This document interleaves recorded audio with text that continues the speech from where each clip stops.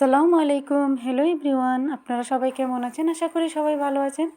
আলহামদুলিল্লাহ, আল্লাহর রহমতে আমি অনেক ভালো আছি। আজকে আপনাদের সামনে একটা নতুন রেসিপি নিয়ে হাজির হয়ে গেলাম। আর এই রেসিপিটি খুবই অল্প উপকরণ দিয়ে তৈরি করা যায়, খুবই সুস্বাদু হয়। তাই ভাবলাম আপনাদের সাথে এই রেসিপিটি শেয়ার করি। তো অনেক দিন হয়ে গেল আপনাদের সাথে কোনো রেসিপি শেয়ার করিনি। আজকে একটা স্পেশাল রেসিপি নিয়ে হাজির হয়ে গেলাম। এইখানে আমি কিছু মিষ্টি কুমড়োকে পাতলা করে স্লাইস করে কেটে নিয়েছি, দেখতেই পাচ্ছেন আপনারা।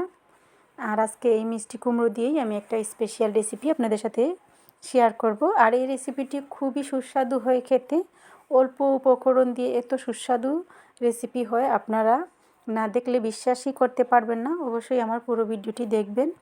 প্রথমেই আমি একটা প্যানের মধ্যে দিয়ে দিলাম মিষ্টি কুমড়া, দেখতেই পাচ্ছেন আপনারা। এখানে আমি মিষ্টি কুমড়া দিয়ে দিয়েছি।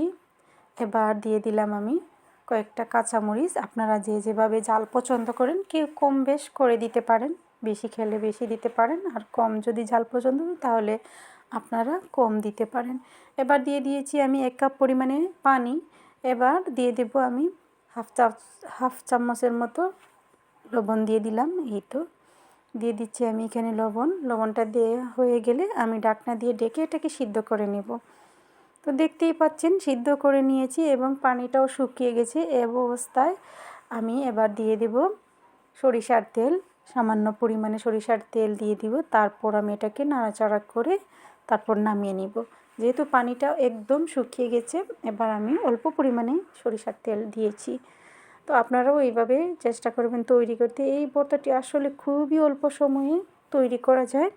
এবার আমি সব উপকরণগুলো বাটনার মাধ্যমে নিয়ে নিয়েছি বাটনার মধ্যে।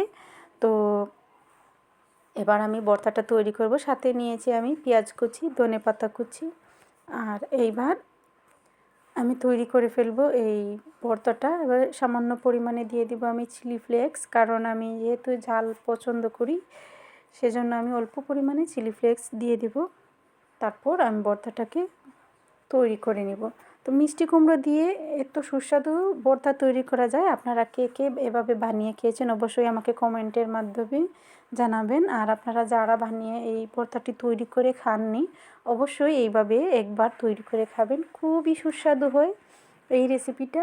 একবার তৈরি করে খেলে অবশ্যই আপনারা বারবার খেতে ইচ্ছে করবে। এবং যাদের মুখে রুচি নেই, খেতে ইচ্ছে করে না, মাছ মাংস খেতে আসলেই বোরিং লাগে অনেক সময়, ভর্তা দিয়ে ভাত খেতে খুবই ভালো লাগে। তো অবশ্যই আপনারা এইভাবে খুব চটজলদি তৈরি করে নেবেন এই ভর্তাটি।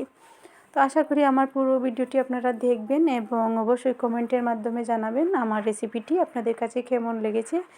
আর এই বাটনার বিষয়ে আপনাদের কাছে থেকে আমি এক আপু আমাকে কমেন্ট করেছিলেন আমার আরেকটি ভিডিওতে, আমার মাছ ভর্তার রেসিপির ভিডিওতে। উনি বলেছিলেন উনি নাকি বাটনা দিয়ে ভর্তা তৈরি করলে ওনার ভর্তাটা কালো হয়ে যায়। তো আপু আপনি তো দেখতেই পারলেন আমি আমার অনেকগুলো ভিডিও আছে, প্রত্যেকটি রেসিপি ভিডিও আমি বাটনার সাহায্যে ভর্তাগুলো তৈরি করেছি, অনেক ধরনের ভর্তা তৈরি করেছি, কিন্তু আমার কোনো ভর্তাই কালো হয়নি। আপনি তো দেখতেই পারলেন। আপনার হয়তো বা বাটনার মধ্যে কোনো সমস্যা আছে, কোথা থেকে আপনি বাটনাটা নিয়েছেন সেটা একটু চেক করবেন।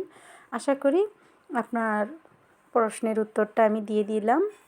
আর আপনারা সবাই বলবেন আমার এই ভর্তাটা কেমন হয়েছে, অবশ্যই বাসায় তৈরি করে খাবেন। আমি একটু ডেকোরেশনের জন্য অল্প পরিমাণে চিলি ফ্লেক্স দিয়ে দিলাম উপরে ডেকোরেশনের জন্য, আর সাথে কাঁচামরিচ দিয়ে দিলাম।